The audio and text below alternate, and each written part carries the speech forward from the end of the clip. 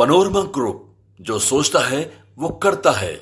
बिहार का सिवान कभी शहाबुद्दीन के नाम से चर्चा में तो कभी सिवान को लेकर सियासत के लिहाज से यह कहा गया कि ये राष्ट्रीय जनता दल का सेफ जोन है, ये आरजेडी का गढ़ है, ये आरजेडी का किला है। कभी यह कहा गया कि सिवान में बैठे शहाबुद्दीन बिहार की सत्ता पर लालू प्रसाद यादव के बस इशारा मात्र से ही राज करते हैं।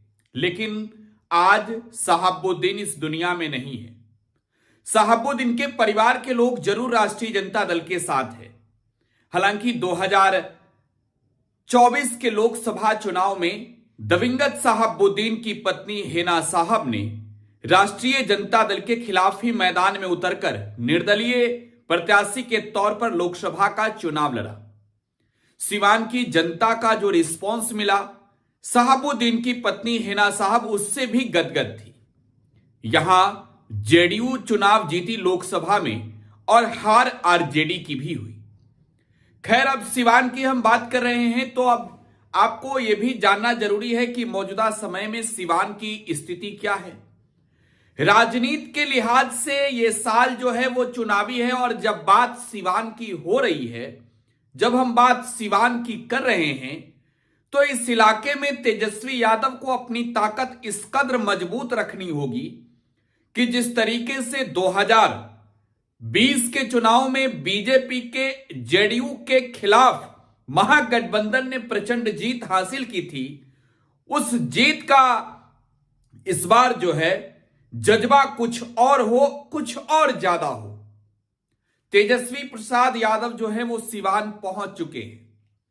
सिवान में तेजस्वी यादव 30 जनवरी को बड़ी रणनीति बनाएंगे और सिवान जिले के 8 विधानसभा सीट के अपने जो पार्टी के वर्कर हैं, जो बूथ लेवल के कार्यकर्ता हैं, जो बूथ लेवल के पदाधिकारी हैं, उनसे सीधे रूबरू होंगे।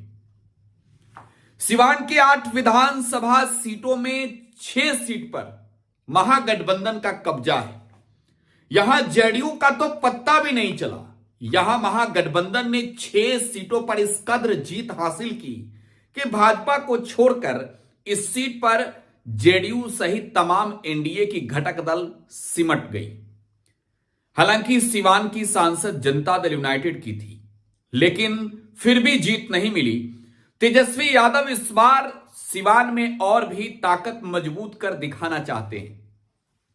सिवान के 8 में से 8 सीटों को जीतना चाहते हैं। लेकिन क्या आपको मालूम है कि सिवान में मौजूदा समय में जो 8 विधायक हैं, क्या नाम है उनका, किस दल से हैं? एक बार लिस्ट देखिए, आपको हम दिखा दे रहे हैं।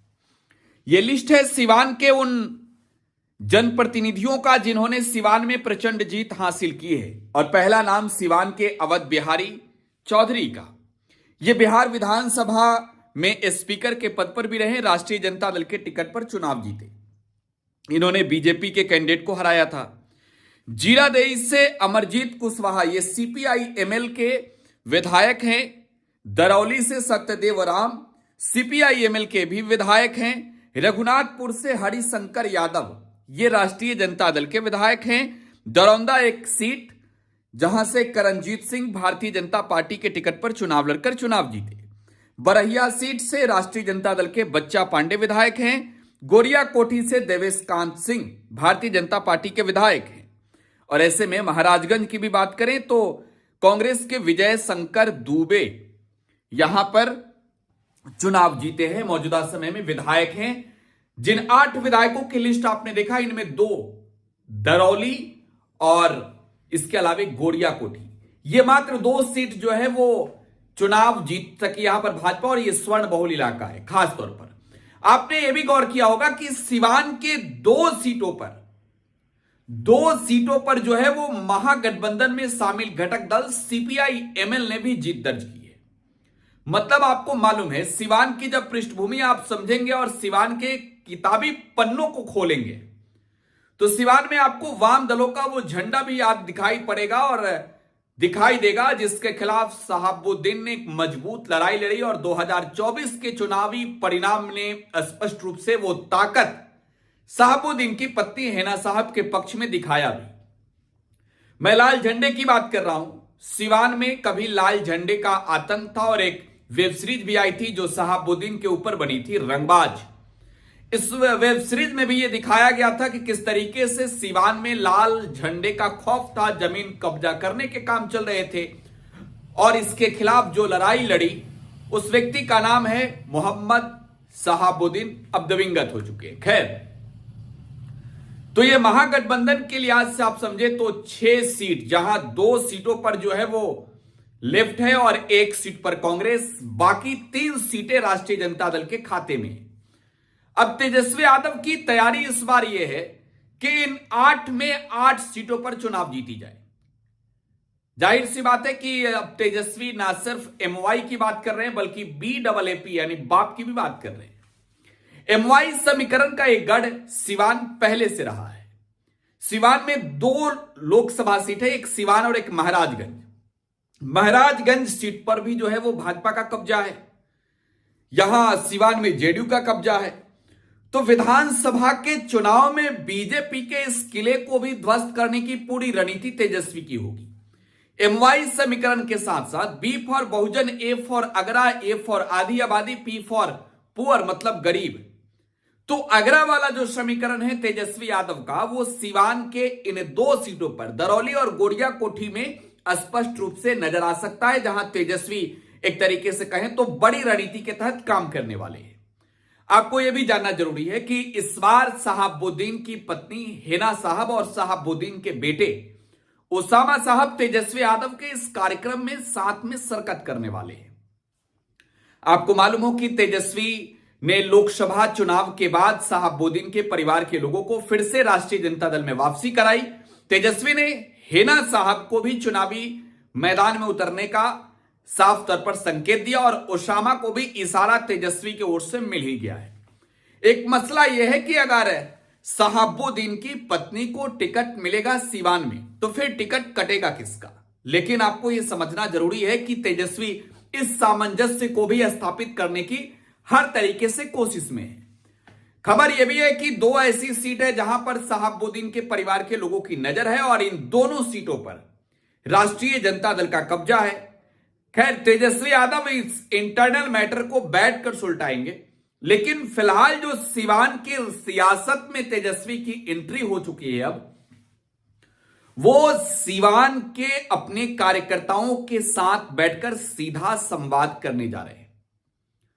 कार्यकर्ताओं से इस बात को लेकर भी बखूबी समझना चाहते हैं कि किन किन परेशानियों का सामना करना पड़ता है, बूथ स्तर पर पार्टी की मजबूती कितनी है और लोकसभा के चुनाव में जो वोटिंग हुए हैं उसमें पार्टी को कितना वोट किस बूथ पर मिला है।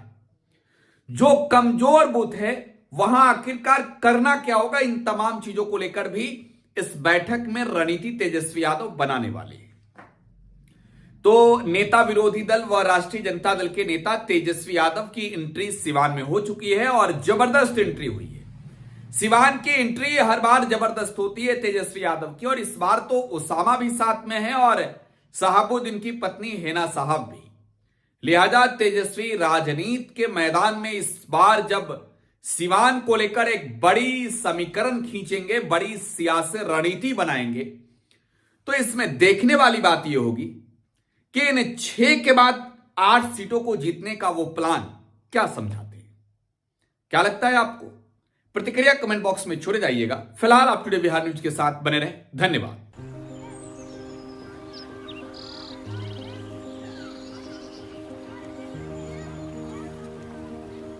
एक बात बतावा, तू हमेशा बड़े बाजार से होकर घर काहे जात बार?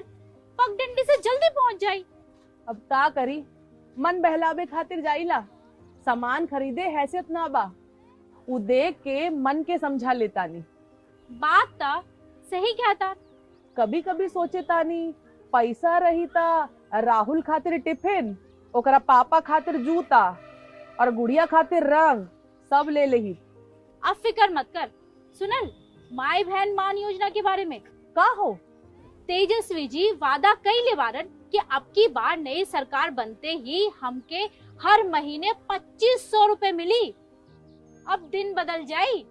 अरे वाह, मतलब सच में दिन बदल जाई। हम्म। माई बहन योजना, महिलाओं की समृद्धि, बिहार की प्रगति।